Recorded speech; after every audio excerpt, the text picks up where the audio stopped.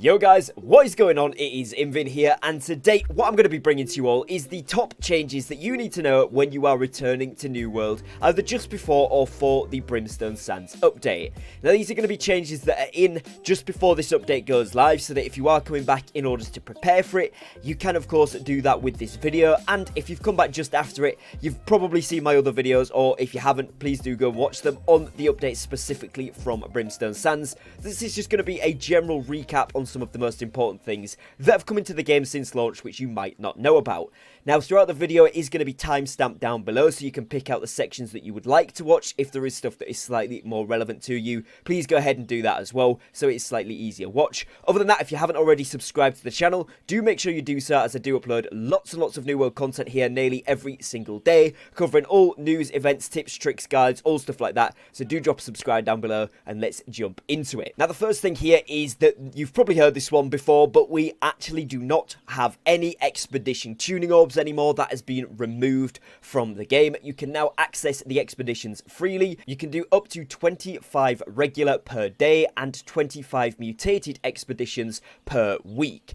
Now, this is really good and gives a lot more access for expertise leveling, for gypsum grinding, and of course, just for generally getting some better gear, which we'll talk about later in today's video, as well as for the mutations, being able to get your umbral system and get started with that, get any gear up to that 6 to 5 point.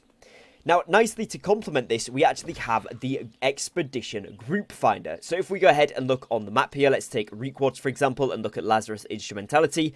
If you hover over the icon on the map from anywhere in Eternum, you can go ahead and click on this Find Group icon, which is there. And you can see there is regular, or you can click on mutated when it is open for mutations. But we'll focus on the regular for now. It tells you, of course, that you've got your 25, and that is per day if you hover over that there. And you can click on Find Group. It will tell you the lobbies that are available. And as you guys can see on screen here, on the top one, they are looking for a tank, which is this shield emblem with the blue background. They have 3 DPS and a healer in the lobby. And also you can see what people are requesting. So level 60, 556 gear score. The one below this is level 60 with 580 gear score.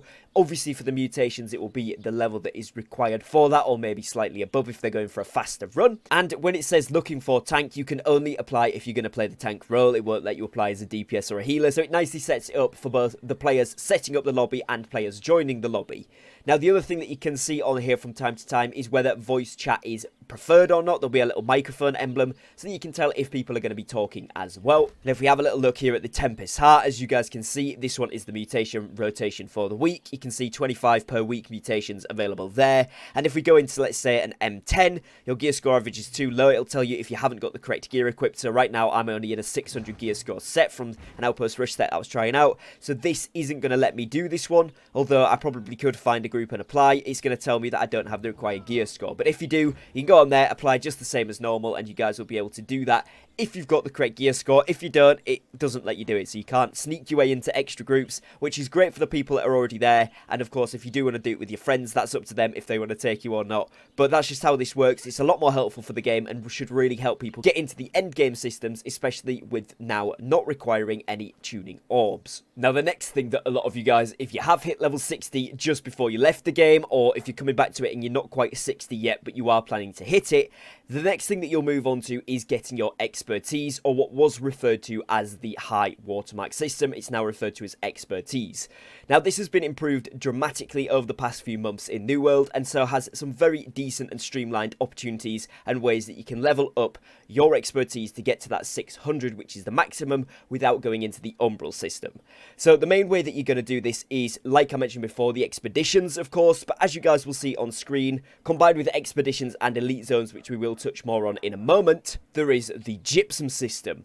Now, the way that you get these gypsum orbs, I'm going to go over in a moment, but as you guys can see, there is several that you can craft per day regular, and there is also infused orbs, which we will move on to after we've gone over the regular ones. So out of the regular ones, firstly, we have the diamond. This is usually the event gypsum, but at the time of recording this video, or any times in between where there is not a current event ongoing, these go into gathering, so you'll have to go outside or into the wilderness of Eternum, gather any item that requires a tool, so something like hemp, green wood, anything like that, and you will get given hidden stashes. You can get up to 3 of these per day, and they will give you some motes, and they will give you a diamond gypsum. You need 3 of these, and you can get 3 of these per day when there isn't an event ongoing, which will allow you to craft 1 orb. We also then have the 3v3 PvP arenas. These guys will award you a gypsum for the first 2 that you do per day, and that will allow you to craft 2 orbs, so that is great. These are pretty quick in general, and in the PTR at the moment we have got some PvP gear score scaling, so potentially when the next update or the one afterwards comes out, even if you're freshly hitting level 60, you might be able to compete in these. But as you guys will know, you can do these from level 20, so it's a very easy way as soon as you hit level 60 just to get in. Even if you don't win, you've still got a chance of getting these, and if you do win, you definitely get one every time. So you can get 2 of these per day to get yourself 2 gypsum orbs. Outpost Rush is the other PvP option that we have. Again, every time you complete one of these matches, you will get a ruby gypsum. You need 1 to craft a gypsum orb, and you can get up to 2 of these per day, so essentially 2 gypsum orbs. If PvP is more your thing, these are both really good options. You then have your trade skill aptitude system. For anyone who isn't quite sure what that is, once you hit level 200 in a skill, like for example my weaponsmithing here, you can see that I've got 0 trade skill aptitudes, but by the time that I get this up to the top again, that will be 1 full level. However, to get the trade skill aptitude gypsum, you only need to get it 1/3 of the level, so to one of these notches where it says you've got a aptitude threshold. You will get obviously a reward cache, and you will get an emerald gypsum for the first one that you hit per day. My recommendation is smelting or weaving maybe, or even the gathering ones are really easy to get as well, so things like mining or harvesting are generally, as you can see, my favorite ones. These are the easiest to get. Harvesting is really good because you will need a lot of those materials for crafting and leveling up other trade skills, so generally you can get these pretty quickly if you just go out and spend about 10 to 15 minutes farming, especially if you're max leveling, you've got decent tools. Doesn't take much time at all, and this is a really quick way to get 1 gypsum just from 1 threshold to the next, or top to the first one, whatever it is, and you will get your emerald gypsum from that. Level 60 plus corrupted breaches are another good one. The major ones here will give you a definite amethyst gypsum every single time, and the minor ones have a 50% chance of giving you them. Essentially, you will need 7 amethyst gypsum in order to create 1 gypsum orb, and you can only get 1 of those maximum per day. Similarly to the emerald one, which is the previous, the trade skill aptitude, that is 1 max per day as well. The PvE bosses is another really good way to get gypsum per day. Each time you defeat one of these, they will give you 1 gypsum, which crafts into an orb, and again, daily you can get 2 of these. And of course, paired then with the expeditions, which doing the regular ones will award you with 1 gypsum, and this can be crafted into an orb, and again, you can get 2 of these per day. Now, the other thing that is really good for this, like I mentioned, is the elite zones. So like we have the Siren Stand down here, for example. Level 60 plus open world bosses are another way that you can get obsidian gypsum. They don't always drop them, but when they do, you need 3 obsidian gypsum once per day to craft into a gypsum orb to get your hands on that one. Then, of course, you have the Topaz one, which requires the Topaz Attunement Potion. You have to then go and kill level 60 plus mobs, and that will then allow you to get the Topaz Gypsum and create 1 of these orbs. And that is pretty much what you can get. So just from those ones, that is around 14 orbs per day. Now, if you're not sure at any point which orbs give you what or what you can actually do, in-game, if you go into the Gypsum Kiln, and you actually hover over one of these here, and then hover over the Gypsum on the middle track here, it will tell you a soft, easily sculptable mineral. Refine this into a Gypsum orb at the Gypsum Kiln, and then underneath that it just says awarded for defeating a trial, so that's of course the arenas. If we hover over the emerald one, it will say awarded upon completing a level of trade skill aptitude. The garnet then is for the arena, and so on and so forth. So you don't actually have to remember how to get each of these, but I just thought I would go through and give you guys all of the rundown on how you can get hands on with them. Now, another way that you can also get gypsum orbs in the game is by your faction vendor. These will sell you 2 per day, so 1 and 1. You can get these for 6,650 tokens if you are rank 5 or tier 5 in your faction.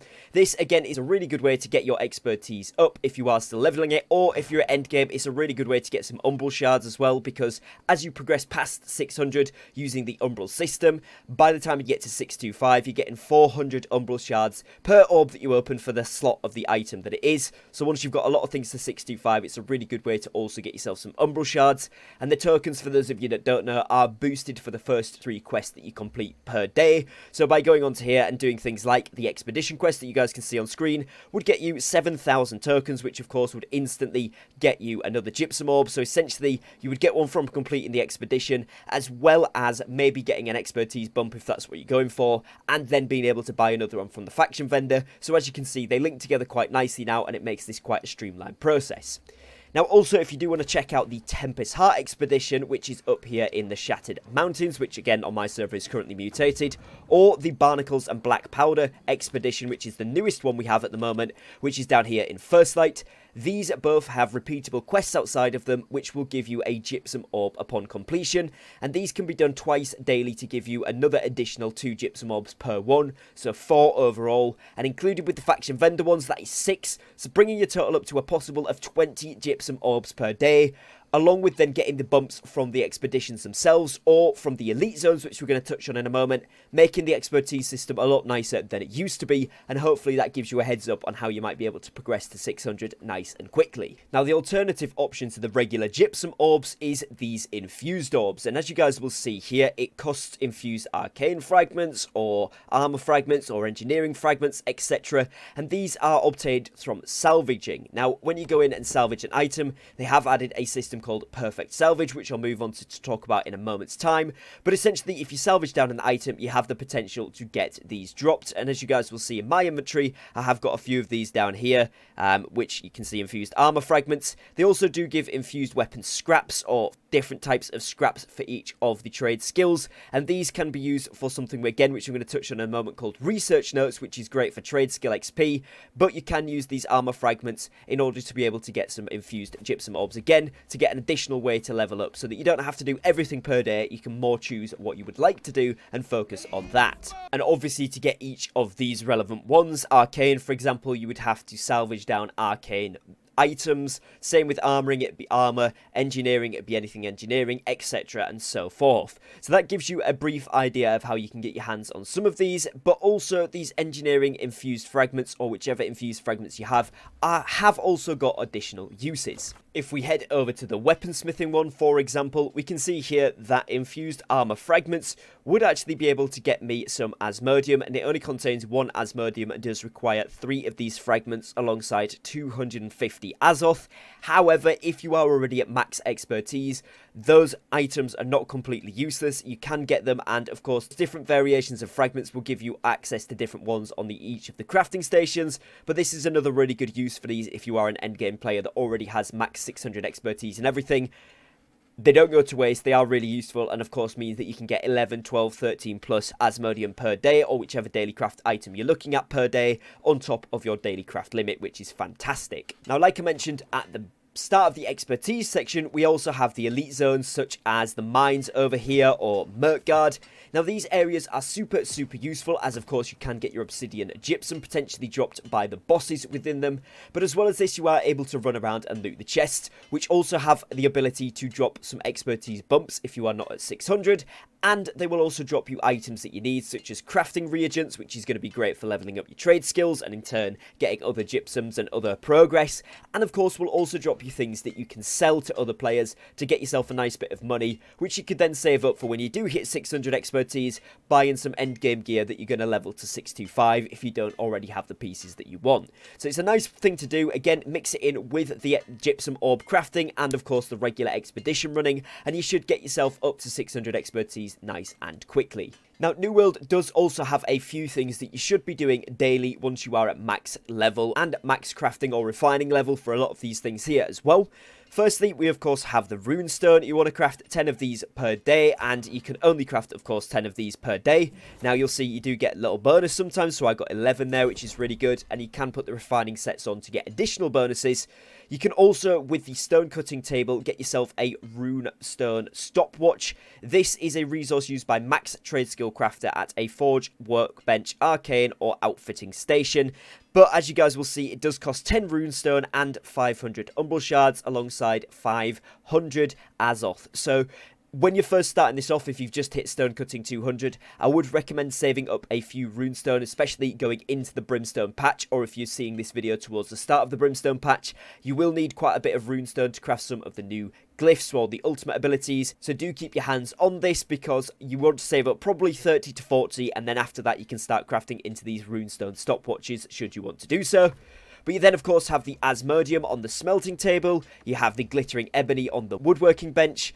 you have the Phoenix Weave on the weaving station, and you have the Runic Leather on the leatherworking station. All of those can be crafted up to a maximum of 10 per day, and generally you're going to be in profit if you craft these. So if you are a player that's just hit the max level in these trade skills, so you do have to be level 200 in order to craft them, but if, let's say for example, you've just hit 200 smelting, if you can get the materials together to create 10 Asmodeum, most likely on most servers you will have to check your prices, but you can often sell those 10 to give yourself about 3,000 to 4,000 gold, which then even if you have to buy the next day's materials, it will probably cost between 1.5 and 2,000 gold on average. Each server again will vary slightly, but this means that you can then rebuy the materials and still continue to sell stuff for a profit, or of course you can keep these for some endgame crafting if that is something you're interested in as well. But I would certainly recommend doing these every single day. And we have spoken a lot here about new world quote-unquote dailies, but that is because servers now have a daily reset time, and you can see this cooldown on things like your crafting stations. So you can see I just crafted the runestone there, so I can now get these again in 10 hours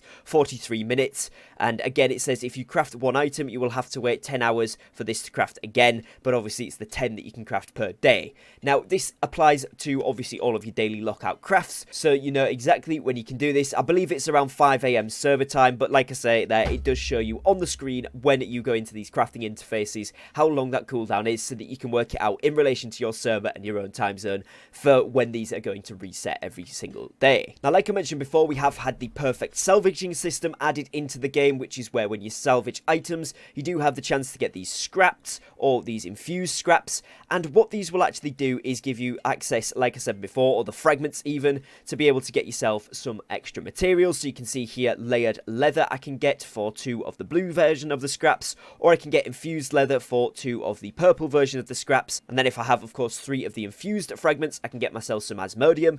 But more importantly, if you are trying to level up your trade skills, then you can also get these weaponsmithing research notes, or whichever skill that you're actually on at that time. Each trade skill has scraps related to it that you can then craft into these notes, which will unlock at each level milestone. The first one being the blue variant at level 100, the second one being the purple variant at level 150. Now as far as I can tell there isn't a level 200 one, as you can see in the top right I do have 200 in weaponsmithing, but there isn't a version here available for me, and there isn't anything down towards the bottom here which would suggest that I haven't got the materials, but it is available.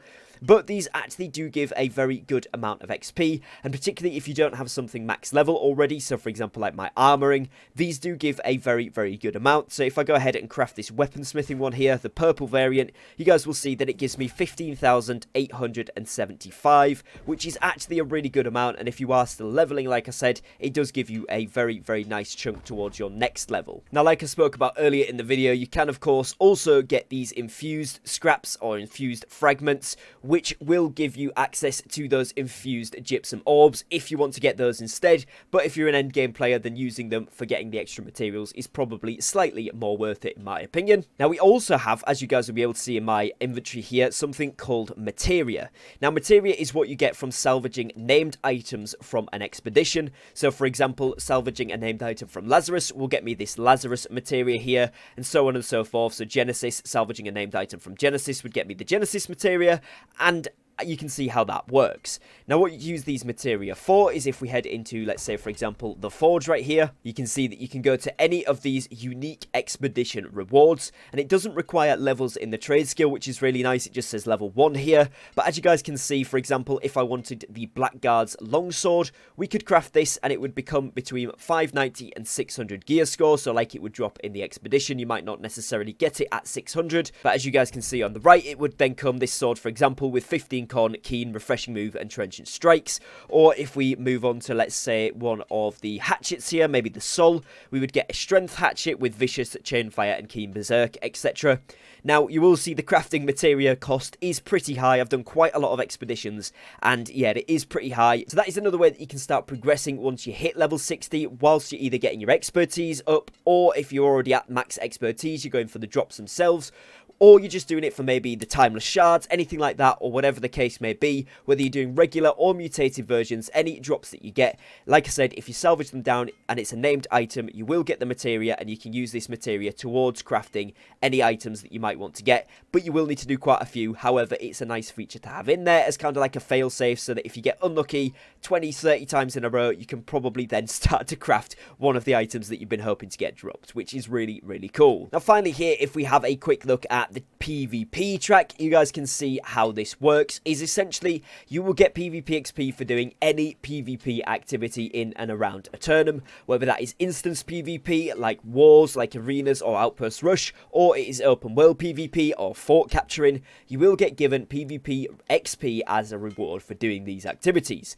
Now, when you complete these activities, they will also give you Azov Salt, and the more XP you get, you will get 3 different checkpoints per level, and once you complete all 3 checkpoints per level, you will then complete that track and move on to the next one, which is this top middle rank. And as you guys can see, I have been slacking a little bit, honestly, on the PvP track. It's been out for quite a while, and mine is only level 3, but that is generally because I've had max expertise for a long while, and the gypsum orbs that I do tend to be the PvE stuff at the moment, because I'm finding it slightly more enjoyable, at least for my playstyle. But obviously you have the option to then go in and get some additional rewards. Now, as you can see, once you hit a checkpoint here, you do get 3 options of rewards. I picked the medium coin bundle, so this gave me 575 coins for about 1,000 Azov Salt. And as you can see in the top right, I have 10,000. Now, you can choose to skip picking a reward, which will reward you with some Azov Salt. So if you don't pick a reward, you will get some additional once you complete the track. And of course, you do get Azov Salt as a reward for doing the PvP activities as well. So if there is something particularly that you do want, you've got to save up for it. But some of the better rewards do cost a lot more than just 1,000. Some of them cost 10, 15,000 Azov Salt. So it is worth saving it up, particularly if there's nothing that you want or need in that section.